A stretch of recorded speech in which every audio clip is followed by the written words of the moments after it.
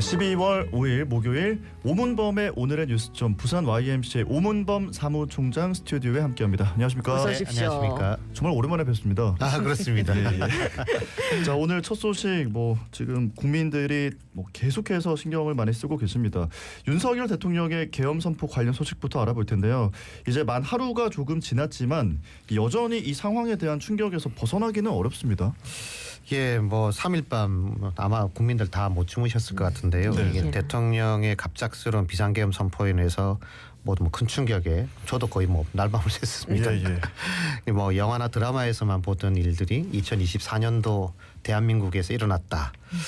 어떻게 말로 설명될 수 없는 그런 상황이긴 했죠. 진짜 이게 현실에 맞나 계속 부정하게 되는 예, 그런 맞습니다. 상황이었어요. 예, 그래서 국민들은 대단히 평화로운 일상을 보내는 것처럼 보이지만 네. 자기 사실 시민들마다 3일 밤부터 어제 하루 종일 이 또 비상계엄 선포와 국회의 비상계엄 해제 요구 의결하는 과정 그리고 종일 야권과 시민사회 대응 또 거기다가 여당 내각 등의 어떤 대응 이런 뉴스들에 아마 촉각을 곤두세우고 계시지 않았을까 이런 생각이 드는데요. 일단 민주당을 비롯한 야권 6개 당 전체는 어제 윤석열 대통령 탄핵 소추안을 국회에 제출했고 네. 오늘 새벽 12시 30분이었죠. 0시 30분에 일단 탄핵 소추안에 대한 본회의의 보고가 이루어지기까지 됐습니다. 예.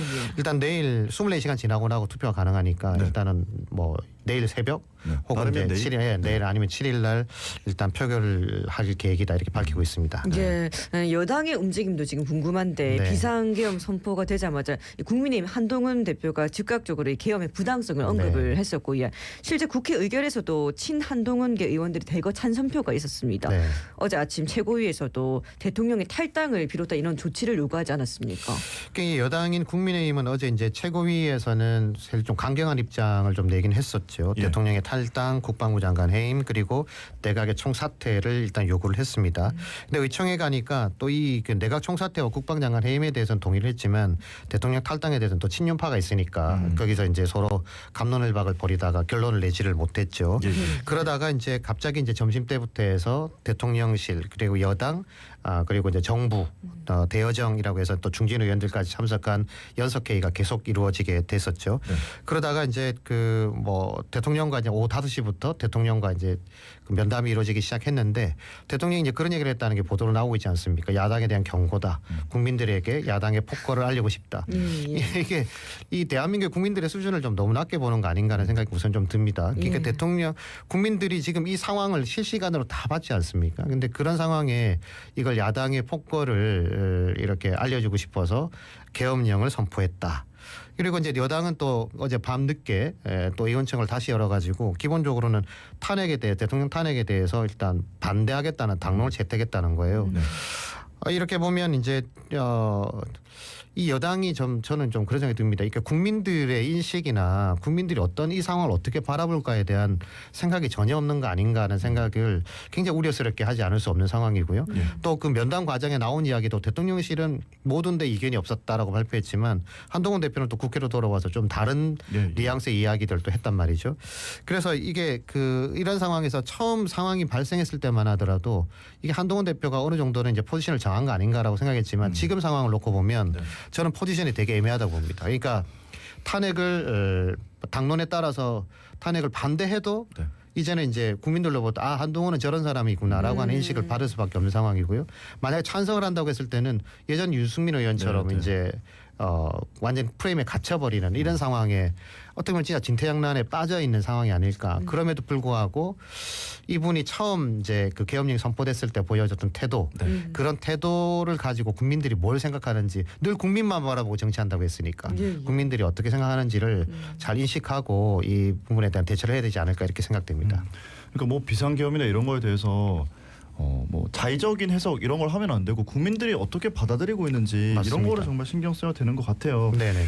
자, 비상계엄의 후폭풍은 여전히 거세고 좀 길게 이어지지 않을까 싶은데요. 지금 전국을 바라보는 여야나 소위 잠룡 그룹이라고 할 수 있는 지자체장들의 움직임도 조금씩은 차이가 나 보입니다.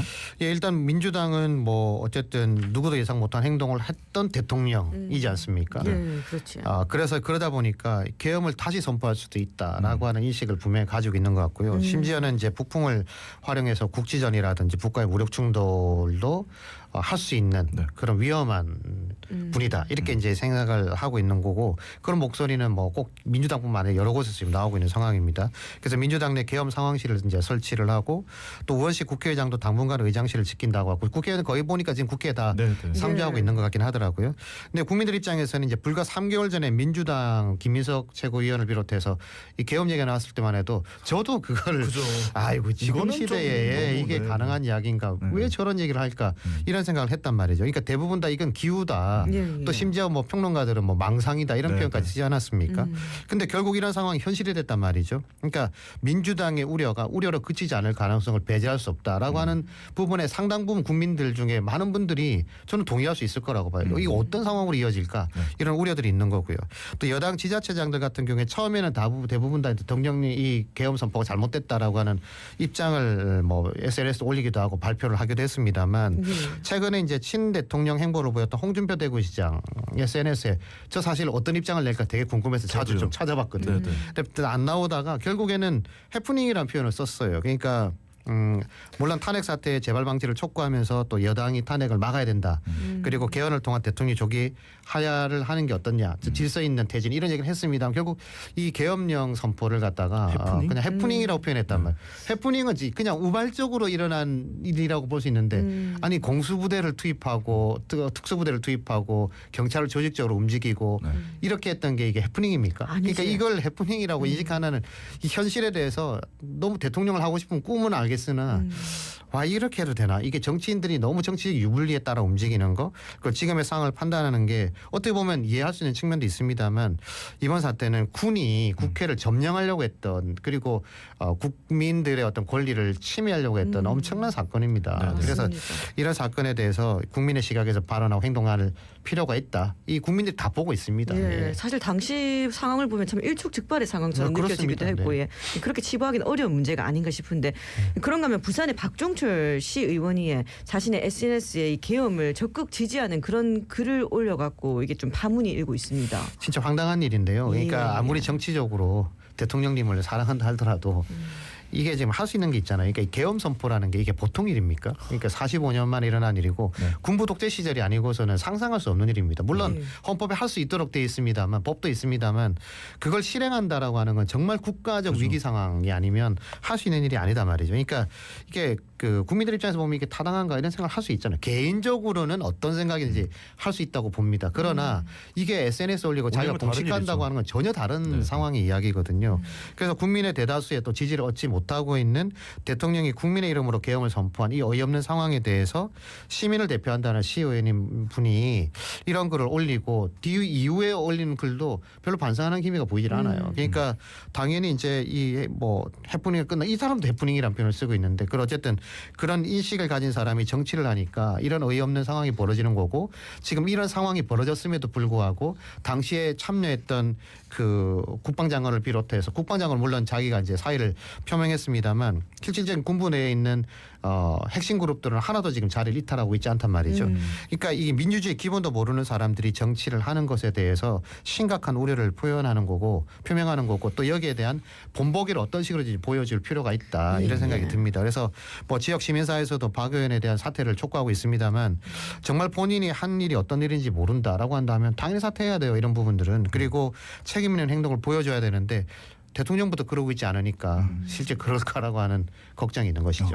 그러니까 사실 뭐 상식이 다를 수는 있는데 이게 개인 상식일 때 문제인 거고 그래도 국가적으로 뭐 국민들이 갖고 있는 상식은 좀 서로 이해가 되는 그런 지점이 있어야 되잖아요. 네, 맞습니다. 아, 정말 좀 생각을 많이 하게 됩니다. 문제는 이제 우리가 이거를 좀 어떻게 잘 수습을 하고 안정을 찾고 경제를 또 좀 안정화를 시킬지 이런 점들일 텐데 이 당분간은 혼란스러운 상황이 좀 길게 이어지지 않을까 이런 우려가 있거든요. 그렇죠. 계엄이 그 존속된 시간 6시간 정도밖에 안 됩니다만 저는 아마 그게 한 60년 이 정도 이상의 충격이 있는 거라고 생각합니다. 80년대도 아니고 영상으로 실시간으로 보여지는 그 상황들을 네네. 국민들이 이 정신적으로 받아서 충격, 뭐 경제적인 뭐 불이 국격의 어떤 탈로 추락 이런 문제를 다 떠나서도 국민 개개인이 받았을 그 충격을 이걸 뭘로 보상할 수 있겠습니까? 그러니까 거기에 국회가 완전군장을 한 정예군이 유리창을 깨고 투입하는 장면들, 장갑차에 군헬기가 뜨고 대한민국 수도 서울에 네. 장갑차가 들어가고 나왔다는 이 장면들이 전 세계로 실시간으로 보도가 된 거 아닙니까? 그러니까 이게 전국 곳곳 대통령 퇴진 운동이 벌어지고 있는데 지금 대통령이 그동안 보였던 행동 그리고 지금 보여주는 행동을 보면 저는 변화 가능성이 희박하다 이렇게 볼 수밖에 없는 거고요. 가장 큰 우려는 윤석열 대통령이라고 하는 분이 가지고 있는 인식입니다. 네. 그 계엄을 이렇게 쉽게 생각하는 대통령이 지금 우리 국군 통수권자하고 예, 국가의 예. 지도자라고 하는 게 너무 불안한 거죠. 그러니까 이런 부분들을 저는 좀 어쨌든 지금이라도 좀 책임 있는 행동을 보여주길 원하는데 지금 또 국민 담화동을 한다고 했다가 또 취소하고 또 이제 탄핵이 끝난 다음에 이제 해보겠다 이런 얘기 아닙니까? 그러니까 정말 이 국민들이 정말 지금은 국민들이 똑바로 정신을 차리시고 이 상황을 지켜보시고 또 정치권에도 강한 압력을 해야 네. 이런 일들을 좀 빠르게 좀 해소할 수 있지 않을까 생각하고 있습니다. 그러니까 이 네. 계엄을 해제하는 그 긴급 대국민 특별 담화를 할 때도 국민에 대한 뭐 죄송함 이런 언급은 전혀 없어요. 없었단 말이죠. 예, 맞습니다. 그러니까 우리가 정말로 국민 여러분들께서 계속해서 이거를 끝까지 지켜보시고 정말 좀 모여야 되는 시기가 네, 아닌가 하는 맞습니다. 생각이 드네요. 네. 예. 다음 소식은요. 이 북한 랜드마크 부지 관련 소식이거든요. 그동안 투자자를 찾지 못해 갖고 계속 부지 매각이 무산이 되었었는데 부산시가 외자 유치를 통해 갖고 이 복합타워 조성할 계획이라고요. 예, 지난 2일 박경균 시장이 북한 1단계 랜드마크 부지에 대한 다국적 투자 컨소시엄에 투자 유치를 했다 이렇게 발표를 했습니다. 네. 예, 영국, 예. 싱가포르 그리고 우리나라 자산운용사가 현재 참여하고 있는 그런 컨소시엄인데요. 이들은 약 4조 5천억 원을 투자해서 지하 4층, 지상 88층 3개동을 짓겠다. 그리고 부산 랜드마크 타워를 만들겠다는 계획을 발표를 했습니다. 이 타워에는 2,000실 규모의 호텔, 또 초대형 문화전시 공연을 위한 아레나, 쇼핑몰, 뭐 테마파크, 헬스케어 센터, 거기다 미디어 파사드까지 설치하겠다. 뭐 어마어마한 계획을 일단 발표를 했습니다. 예, 예. 물론 논란이 된 내국인 출입이 가능한 오픈 카지노는 일단 추진하지 않겠다라고 일단 얘기를 했고요. 또 시에서 2026년도에 착공해서 2030년 완공을 목표로 모든 역량을 투입하겠다 이렇게 발표를 했습니다. 뭐 그동안에 이제 사업자를 찾지 못해서 여러 차례 유찰을 겪었던 북한 네. 1단계 랜드마크 부지 사업인데요. 직접 시가 나서서 투자자를 유치했다는 거 뭐 좋게 해석할 수 있겠지만은 사업 계획을 봤을 때 좀 낯설지가 않다 이런 반응이 많거든요. 그러니까 시가 이 부지에 이제 복합 리조트 형식을 뭐 이렇게 하겠다라고 했던 건 이미 오래전 네. 이전 시장들부터 계속했던 이야기였고 또 오픈 카지노로 이러한 논란이 많았지만 이번에는 어쨌든 논란을 피하기 위해서 이건 검토하지 않는다라고 입장을 또 냈습니다. 근데 전체 그림은 어디서 많이 본 듯한 그림이에요. 네, 네. 이게 익숙해요, 뭐 그냥 쇼핑몰, 컨벤션, 테마파크, 호텔.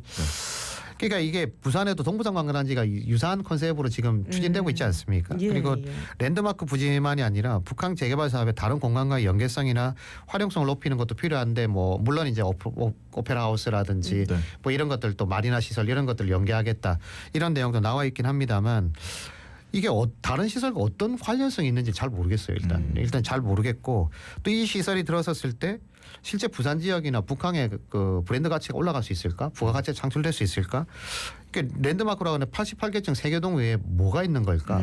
이런 어떤 콘텐츠가 들어갈까? 네. 이거에 대한 일단 확신이 좀 없는 부분들이 있는 거고요. 그다음에 이제 외형의 화려함만 가지고 과연 이게 시민들을 위한 공간이 될 수 있을까? 일단 이거에 대한 의문점이 분명히 있습니다. 네. 예. 예, 사실 원래는 2030 월드엑스포 유치해갖고 또 북한 1단계는 물론이고 2단계 사업하고 좀 연관성을 네. 높이려고 했는데 이 유치 실패를 결국 하면서 새로운 성장 동력을 좀 가지지 못한 부분이 있습니다. 그래갖고 어려움이 컸는데 이번만큼은 좀 지연되지 않고 좀 성공을 해야 하지 않을까 하는 생각도 있는데요. 예, 그러니까 부산시가 외자 유치 실패 사례가 많았잖아요. 그러니까 이제 이번 외자 유치에 대해서도 사실은 좀 갸우뚱하는 이제 또 규모가 너무 크지 않습니까? 투자 이전 추산액에 4조가 뭐 넘으니까 예, 그렇죠. 그 2배 정도 되는 규모니까 실제 투자가 이루어질지 또 그 정도 투자가 되면 투자자들은 분명히 수익을 원할 텐데 어떤 부분으로 수익을 만들어낼 수 있을까? 이제 여기에 대한 궁금해지는 부분이 있고요. 또 오시리아 관광단지의 소더비 부산이라든지 또 센텀시티의 퀀텀허브 구축 프로젝트 뭐 얼마나 화려했지만 실제로는 다 안 되지 않았습니까? 그래서 기대가 큰 공간을 만들어 놓고 투자가 이루어지지 못하다 보니까 시가 적극 나서는 건 환영할 만한 일입니다만 중요한 건 이 사업의 시행자는 부산시가 아니라 항만공사라고 하는 것. 항만공사가 또 어떻게 받아들일지라고 하는 문제도 있고 네. 또 시는 어쨌든 내년 4월까지 일단 외자 유치에 공모를 하고 있는 중이니까요. 여기에 대한 부분들도 어떻게 될지라는 부분도 있습니다. 또 발표만 있고 성과가 만약에 또 없다면 시민들이 가질 실망감이 너무 크니까 좀 그런 부분도 있고 어쨌든 이 부분은 너무 개발하려고 하는데 목숨 안 걸었으면 좋겠어요. 솔직히 말하면. 그래서 조금 시간을 가지고 할 수 있는 것들은 하되 좀 시간을 가지고 좀 찬찬히 그리고 좀 이 부산을 위한 정말 좋은 공간으로 활용될 수 있는 그런 걸로 좀 해봤으면 어떨까 좀 간곡한 부탁을 그 말씀을 우리 조상의 드립니다. 지혜 시간적으로도 좀 공간적으로도 여백의 미가 좀 있으면 그러니까요. 오히려 더 좋지 않을까 그게 하는 원래 생각이 들기는 하네요. 우리나라의 민족성이기도 한데 예. 그런 애들은 그러게요. 자, 오늘 말씀은 여기까지 듣고 보내드리겠습니다. 고맙습니다. 네, 고맙습니다. 감사합니다. 네, 지금까지 YMCA 오문범 사무총장과 함께했습니다.